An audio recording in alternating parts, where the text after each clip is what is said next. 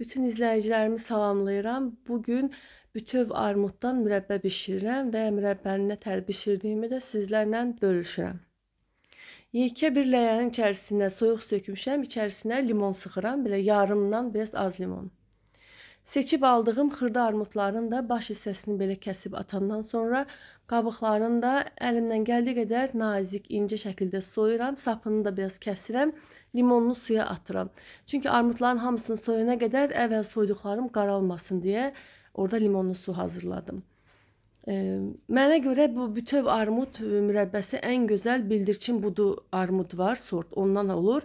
Burada mən indi onu tapa bilmədiyimə görə seçip belə xırda armud almışam, tapmışam. Hamısını soydum.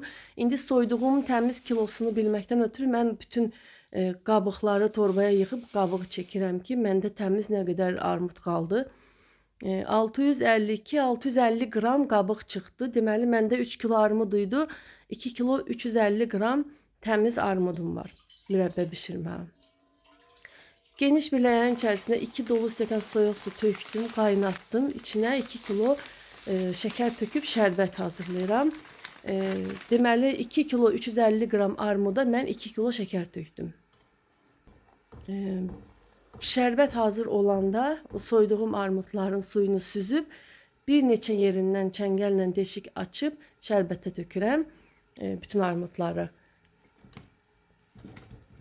Armud mürəbbəsi kaprizli mürəbbədir. Ya qıжqıra bilir, ya şəkərlənə bilir. Ona görə şəkəri biraz belə az çəkməkdə fayda var. Belə qaynamaya başlayandan sonra düz 20 dəqiqə saata baxıb 20 dəqiqə belə pokur-pokur qaynadıb mürəbbəmi götürürəm. Tam soğuyana qədər saxlayıram. Tam soğuyandan sonra təzədən ocağa qoyuram.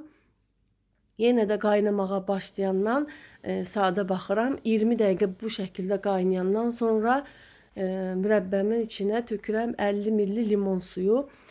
Siz çay qaşığının ucunda limon duzu da tökə bilərsiniz. Çünki bayaq da dedim, bu mürəbbə kaprizli mürəbbədir. Yəni incirdir, armuddur, bilirik də. Ya şəkərlənə bilir, ya da qıжqıra bilir. Ona görə əvvəlcədən limon duzu ya da limon tökməkdə fayda var.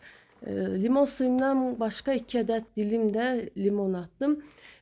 Limonun suyunu atandan sonra 10 dəqiqə qaynattım. Ümumi ikinci dəfə yarım saat qaynadığından sonra mürəbbəm hazır oldu. Qəşəng mürəbbə alındı.